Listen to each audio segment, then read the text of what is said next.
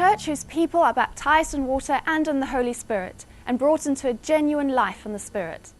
Baptism can be controversial. Perhaps one other baptism that's even more controversial would be baptism in the Holy Spirit. Your Christian experience was changed when you experienced the baptism of the Spirit. Would you say that's true? Yeah, very much so. I was saved on the back of the Billy Graham visit to the UK, and what was conventional in terms of responding to the gospel was my experience. It was some years later when, I think through a number of reasons, first of all, my own pastor preaching through the life story of Peter, when Peter denied the Lord, and even before a little girl said, "No, I'm not with him," so obviously lacked courage.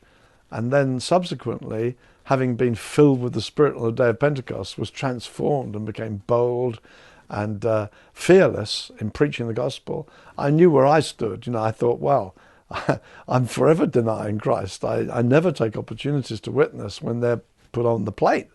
And so I felt very wretched about that. And when I saw, hey, Peter got transformed when the Spirit came on him. So I got very, very stirred up about that. I got confused when I remember reading Dr. Martin Lloyd-Jones, who said that receiving the Spirit is different to conversion, and then read John Stott, who said the baptism of the Spirit is conversion. I thought, well, I honour both of these men so massively, and if they disagree, who am I to come up with the answer? And so for a while, I kind of thought, I can't work this out, it's too complicated. And then, to be honest, became very desperate about my lack of courage. That was the whole thing for me. I wanted to be a witness. Jesus said, when you receive the power of the Spirit, you will be witnesses. And I thought, well, I cannot witness. And then I saw Peter, as I say. And then I had opportunities where I failed. And I met a guy who was a friend of a common friend in London. He was a Pentecostal, but to be honest, he was so outgoing.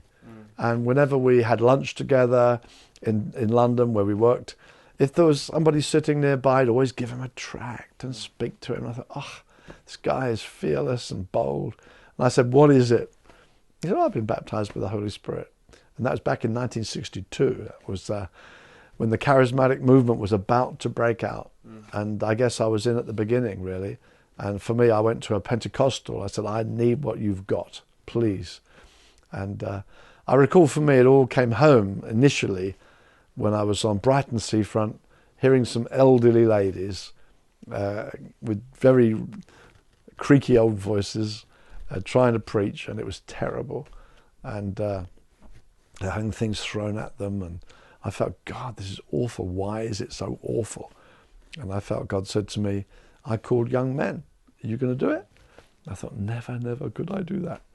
And that was the week. I thought, I've got to get this.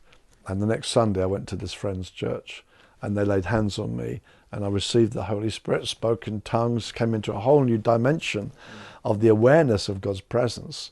And within a few weeks had the privilege of laying hands on many of the young people at the Baptist church I used to attend. With not only the permission, but the encouragement of my Baptist pastor.